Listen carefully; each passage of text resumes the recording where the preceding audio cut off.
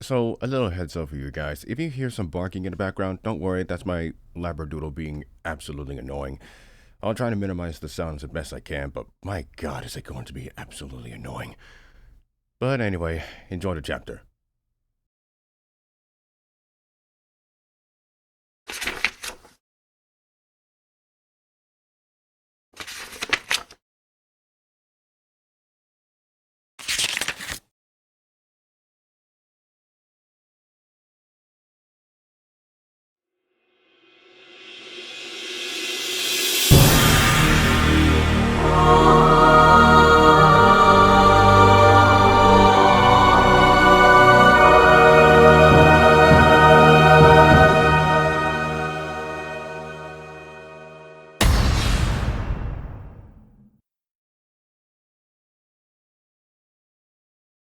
The NHK, 88,000 dead in the Battle of Kagoshima.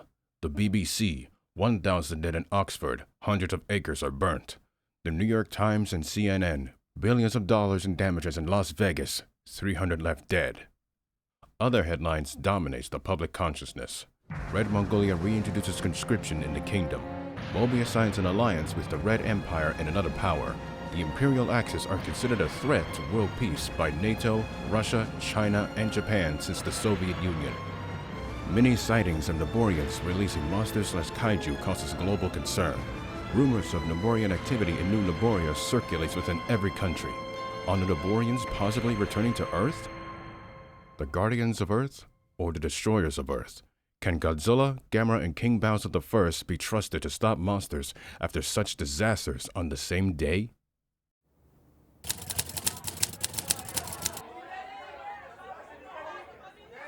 A great roar is heard from the halls outside of the main chamber. Within said packed chamber, every ambassador are shouting at the top of their lungs at the president of the UN and at the Mobian and Mongolian ambassadors. Order! Order! The chamber slowly calms down and falls silent. I know we have a lot to discuss here, so let's start off with this. At 11:30 p.m. in Las Vegas, a swarm of Kamakurai attacked. The US AMF responded quickly, but the damages throughout are complete, on top of King Bowser I's intervention against his own parliament's wishes. The Kutopian ambassador, Mike Salud, leans forward into the microphone. Sir, I will assure you that our parliament is discussing this matter as we speak. So I heard. Now, next item. Just after 7:30 a.m. in the UK, a horde of Gauss, undetected and undiscovered by the British Royal AMF, attacked the city of Oxford. The mutant Hellraiser, 3 Crusaders, and Edward Anderson assisted in protecting the city. While they fought valiantly, after 7:40 a.m., Gamera arrived, killed all of the Gauss, but the damages in the countryside was unfortunate. And yet, as if it couldn't get any worse, 3 Colossi were in Kagoshima. The JAMF couldn't or didn't respond because the headquarters within that prefecture was damaged. Then, Godzilla arrived, killed the Colossi, but destroyed 60% of Kagoshima City and killing over 88,000 people. What in God's name is happening? A question that everyone indeed wants to know, but none are willing to give an answer for. Okay, let me ask this. Ambassador Salute, please tell me why your king decided to intervene in Las Vegas against the wishes of his own parliament. Well, around that time, King Bowser was visiting his father at Outpost 67 as scheduled when he heard about the battle in question. Upon discovering that one of our people was injured, he made a decision to intervene. All right. So, Mark Little Grant? According to the captain of the HMS King George VI, the Royal AMF was able to respond, but they couldn't detect the Gauss beforehand, nor figure out how a majority of them went unnoticed. When Gamera arrived, I'll admit it was a relief, but we didn't expect that kind of outcome. Ambassador Nishida? Our country's Prime Minister is meeting with his cabinet as we speak. But sir, we must also not forget that Mobius and Mongolia are blatantly ignoring our calls for disarmament. The others agrees and proceeds to shout at the two representing their countries. Sir, that is a false accusation with no foundation, and I suggest you do not throw such ever again. Another uproar erupts, this time at Kassar and the Mobian ambassador Bele. This is going to be a long day.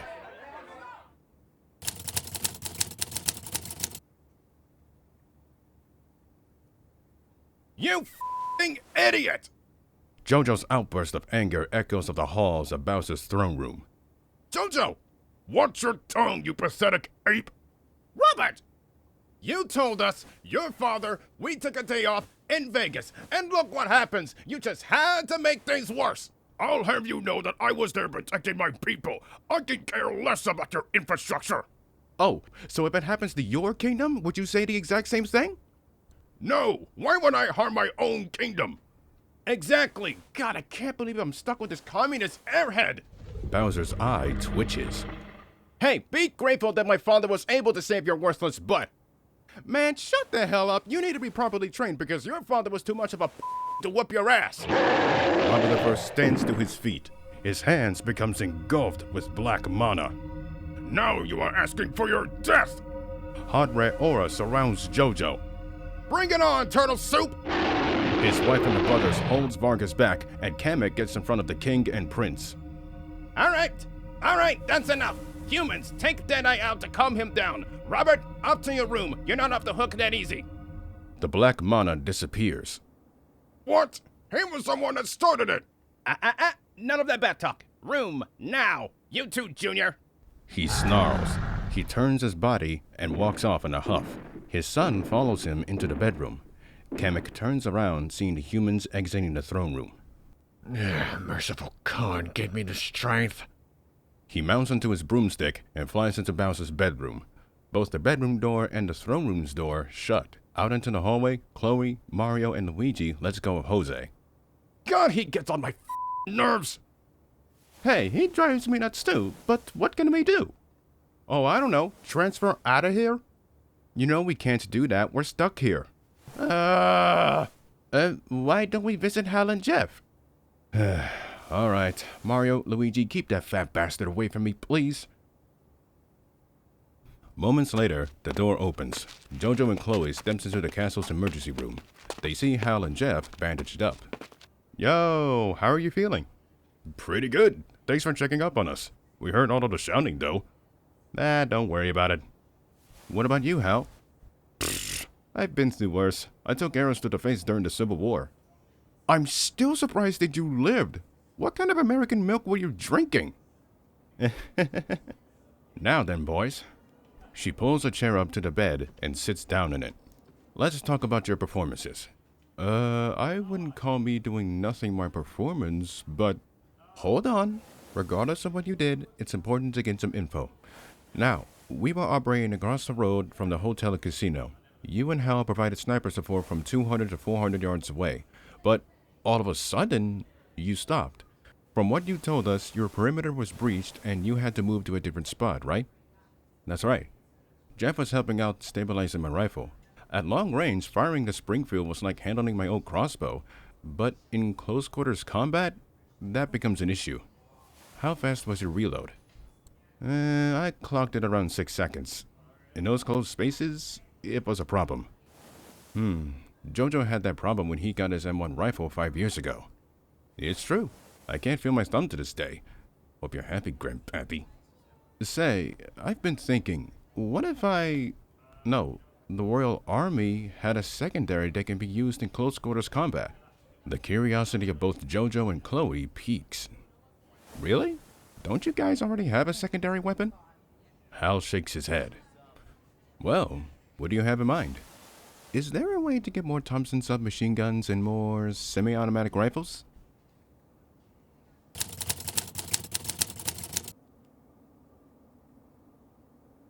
U.S. Ambassador to Cooptopia, Ryan Curtis, becomes baffled. You want to what? Give the Koopa Army new arms. What's wrong with the ones that they got? Nothing. It's just they're looking for something that can be helpful in close quarters. Why didn't they say that beforehand? And didn't the Prime Minister say that they didn't want those kinds of weapons? Las Vegas changed that. When Hal went to battle with us, he mentioned that it felt awkward reloading his bolt-action rifle. Hell, you were a soldier in the Marine Corps, right? So you would know how that feels. Yes, I do, but that was with the automatic rifle. And I'm going to need more complaints than just one. At that moment, a stack of paper falls onto the man's desk. Like this? What the? Okay. He looks at the first page. The 27th Heavy Rifle Division reports bruising during training exercises while using the Barrett 50 caliber rifle. Understandable, the thing is a bitch to handle. The 1st Light Rifle Brigade sent suggestions to Parliament for an additional firearm from basic training on January 3rd, complaining that using bolt-action rifles in close quarters is impossible. The 2nd Rifle Division praised the L96A1, but they also complained during exercises that the weapon is not suited for close-range combat. He sets the stack down. Well, I see where they're coming from. That's what us Americans went through in the early 20th century. So, what do you think? I think they really do need a new weapon. I'd be willing to inform DC, but there's a problem. What kind of problem? What's the one thing that stands in the way? Bowser? Nope. The White House? You're close. It's Congress, isn't it? Yep. Dios mío, it's always Congress. No matter if you're part of the AMF or the regular armed forces, every soldier hates Congress. Amen to that, and I bet it's a massive headache over there. Oh, you have no idea.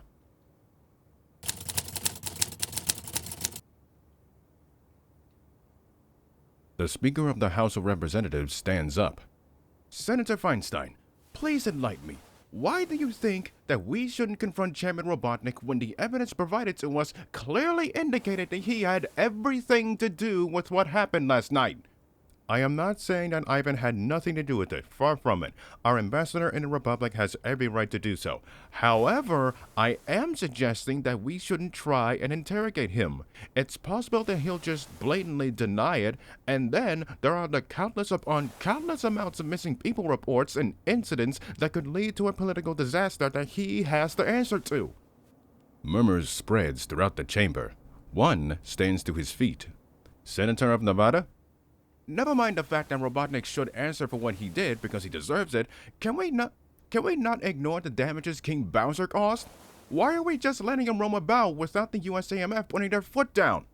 What is the point of the Cooper American Alliance if our ally, led by a Category 5 Titan, mind you, is allowed to go around the country and destroy our cities?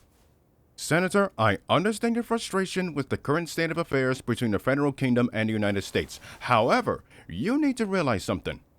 Bowser and his people have been a great asset to us, and we've been a great asset to them since 1861 during our Civil War and the alliance that came to be 10 years later.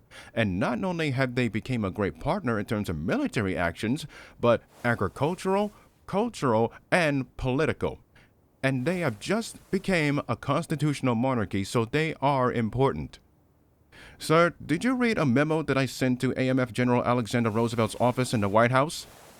It states, quote, while we do not take issue with the people of Cootopia visiting our national landmarks, cities, and urban sprawl, we do take issue of King Bowser himself, specifically his recent handling of foreign policy instead of his own elected parliament. Does that sound like a constitutional monarchy to you? Also, what kind of a monarchy that's still practicing socialism and communism has still, to this day, a nuclear missile from 1965? Shouldn't they be in the process of nuclear disarmament? Alright, calm down. Yes, I have seen this document sent to Roosevelt, but my decision still stands. We cannot, will not, and should not send any units of the Anti-Megalosaurus Force into the kingdom, impose sanctions, or anything to provoke the kingdom into all-out war. End of story. Also, to touch on that other point before we move on, yes, we are aware that they still have a nuclear weapon, but the Cootopian Prime Minister informed us that it will not be used as an offensive weapon, but as a nuclear deterrence. Even Bowser himself is not that dumb, so please, do not bring this up again. Nelson sits back down in a huff, crossing his arms. Now then, let us continue on what to do with Robotnik. 2:30 p.m. Standing in the Oval Office, Rose Gottemoeller, the new Secretary of State for Arms Control and International Security, looks to his boss, the President. New arms? Yes, sir. Prime Minister Bigul was very insistent on it, specifically for automatic and semi-automatic. Didn't the previous Prime Minister reject automatics? What changed? The recent training, countless amounts of complaints from the Army commanders and soldiers, and the Battle of Las Vegas. I'll see what I can do, considering it has to get past Congress. And they mentioned two specific weapons, the M1928 Thompson and the M1 rifle. World War II weapons? Huh, that's interesting. Obama stands up from his seat. I'll have to talk to the press and the public. Get the former in here. 2:40 p.m. Standing in front of cameras on a single podium with the press in seats, the president speaks to them and the public who are listening and watching him from their homes and cars. On one hand, I am willing to accept the request by the Utopian Prime Minister for new weapons, such as the Thompson and the M1 rifle for the Kingdom's Army and Navy. On the other hand, I, as well as the American people from west to east, cannot dismiss the damages in Las Vegas caused by the king himself. Bowser's actions were abrupt and unacceptable. That is true. Therefore, I am required by Congress to meet King Bowser in 3 days to discuss the cost and damages. The press raises their hands. One gets to talk. Mr. President, we have noticed after March of 2010, the U.S. Navy had started to commission new ships to go with the battle carriers. On top of that, there are plans of a joint Japanese-American project in the works. Can you give more detail on what the Navy is doing and what the reasoning is behind this project? What we are doing in terms of the United States Navy is improving the existing battle carrier fleets. We are currently constructing new naval yards to build brand new ships for the fleet. New class of modern cruisers, destroyers, and frigates. These ships, in due time, will replace the older Ticonderoga-class cruisers and some of the early Arleigh-Burke-class destroyers. As far as the joint project, the CIA and PSIA are keeping it very much under wraps, and we cannot release any information out into the public at this time.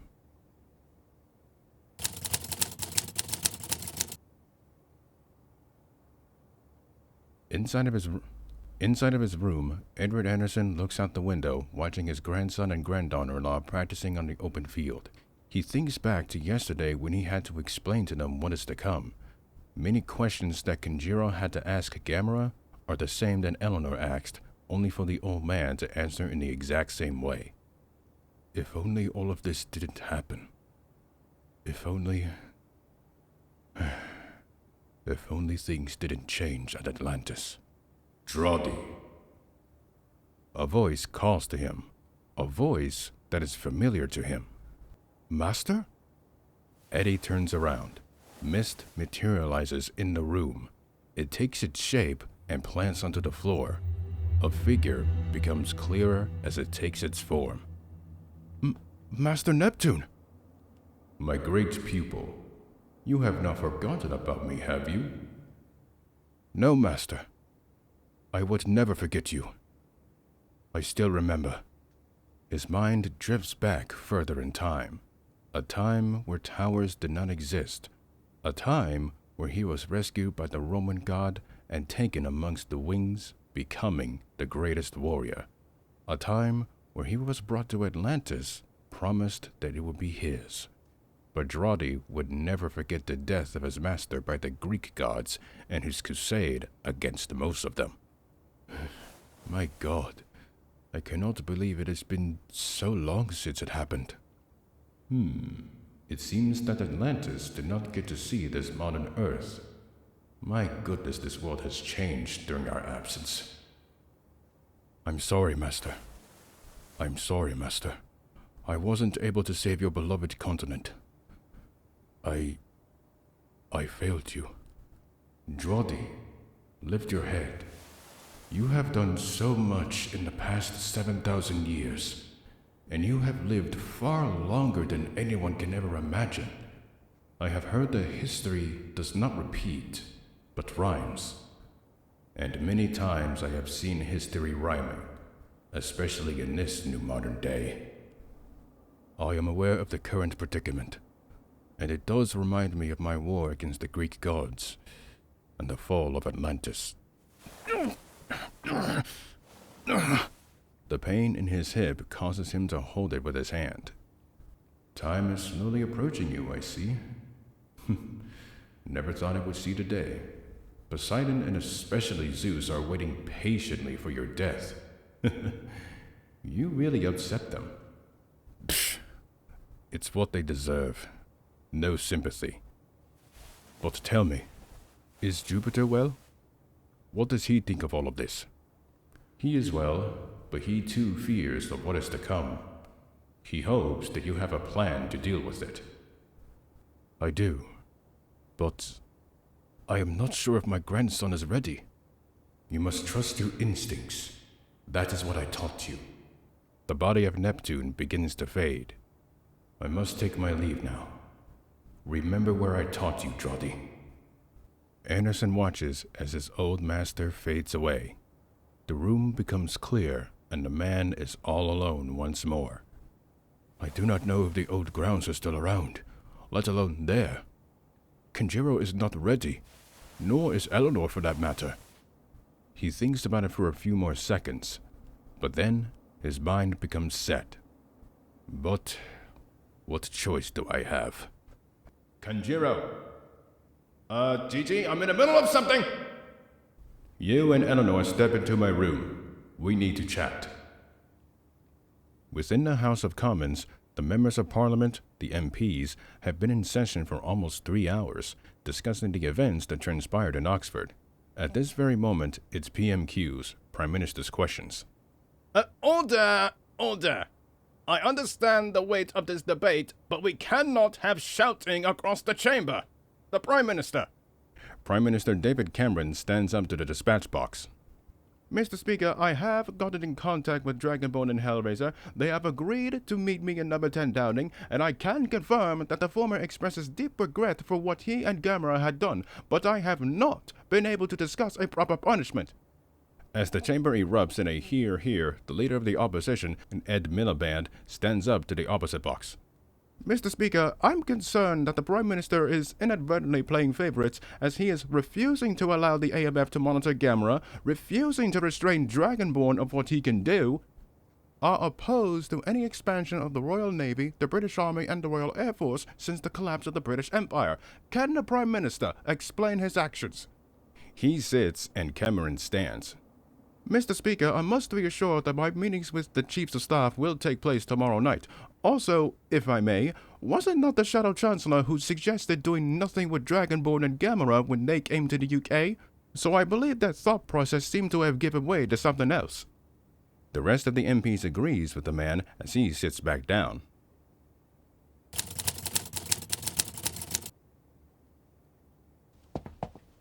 In a suit and dress, both Harrington Honda greets the Prime Minister, shaking his hand. Glad you could come, and thanks for not getting the cameras in here. I hope we're not taking too much of your time away. It's fine. Please, have a seat. The three take a seat in different chairs next to the fireplace. Now, I understand that you wanted to discuss what happened yesterday, right? Yes. First of all, I'd like to say thank you, Hellraiser and Gamera, for dealing with all of the gauss. Granted, sir, I did all I could despite being in Norway. Right. Of course, there were a lot of damages that needs to be discussed. I'm guessing you're going to give us some kind of punishment? Yes, but it's for economic reasons. Huh? Let me explain. You two took residence here, and it was a great decision. However, during your time here in the UK, there were some problems. Like? The damages in Oxford. Well, that's expected. The property damage caused by Eleanor and the Scottish Crusader Carl Inglis brawling in Edinburgh, Scotland on January 30th. Kenjiro slowly turns his head to his wife, bewildered. You said you were sightseeing. I was, until he started pissing me off. Yada. Next are the noise complaints from the both of you. Hey, it's not my fault I love Motorhead. Next are some of the complaints by the people of Europe about you two having your fun time in the bed. Oh, so did every star in the industry, but we decided to cut down on that. Yeah, because she keeps draining me. Oh my life, shut up. And some of the jokes that you made about my colleagues in Parliament. Okay, that I'm not apologizing. Listen, all I want is your cooperation in sorting all of this out. Because, let's be honest, I'm not doing it by myself. Kenjiro folds his arms. Alright, what's the punishment? You two are going to have to pay for the damages. Well, there goes my college fund. Oh, don't worry, Miss Honda, we'll cover the cost for you in exchange. Oh, thank God. As for you, Kenjiro, you'll have to find a job. I'm not sure if anyone would take me in. Ah, nonsense. I'm sure they'll accept you. Oh, that reminds me. Kazuma Ozawa cancelled her trip to Britain to meet the Queen. Oh, thank God. Though she is meeting with the UN. And she's going to address her concerns for the Guardians of Earth. What the hell did we do? She's going to express how destructive you three are, that being Godzilla, Gamera, and King Bowser. Honestly, I would not care. Robert, I am aware of what he did, and Raygon? Oh dear. Wait, what? Why do you say that? What did Godzilla do this time? Let's just say, out of the three of them, he is much worse.